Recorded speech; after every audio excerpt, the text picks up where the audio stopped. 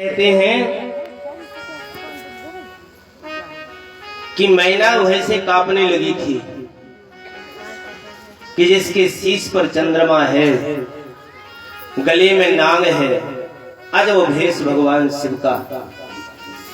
तब नारद जी वहां पहुंचे, क्योंकि मैना जी तो सोच रही थी कि नारद का ऐसा मैंने क्या बिगाड़ा था जो इतनी सुंदर मेरी कन्या को ऐसा पति प्राप्त हुआ।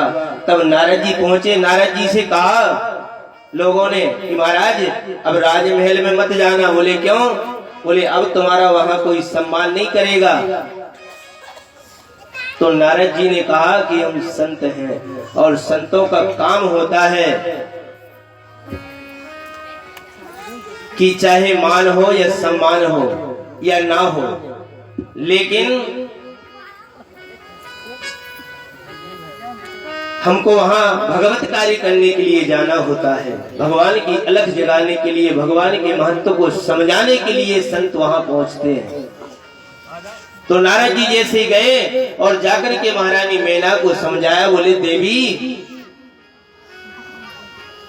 मुझे पता चल गया है कि आप दुखी हैं, लेकिन आप विचार करिए, अरे आप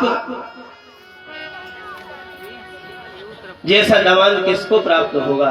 आप नागों को देख करके डर रहे हैं, तो आप विचार कीजिए कि आपकी जो पुत्री का पति है वो काल को भी अपने गले में डाल करके चलता है, ये महाकाल है, तो उससे भी आपकी पुत्री का सुहाग अमर होगा।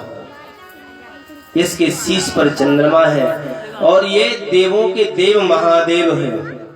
समझाया, महारानी मैना तो प्रसन्न हो गई और फिर ब्रह्मा आदि देवता जो ऋषि मुनि भगवान शंकर के, नारद जैसे ऋषि भगवान शंकर के विवाह या मंडप में विवाह होना था वहां पर विराजमान हुए और वेद मंत्रों के उच्चारण से शिव पार्वती का विवाह किया गया।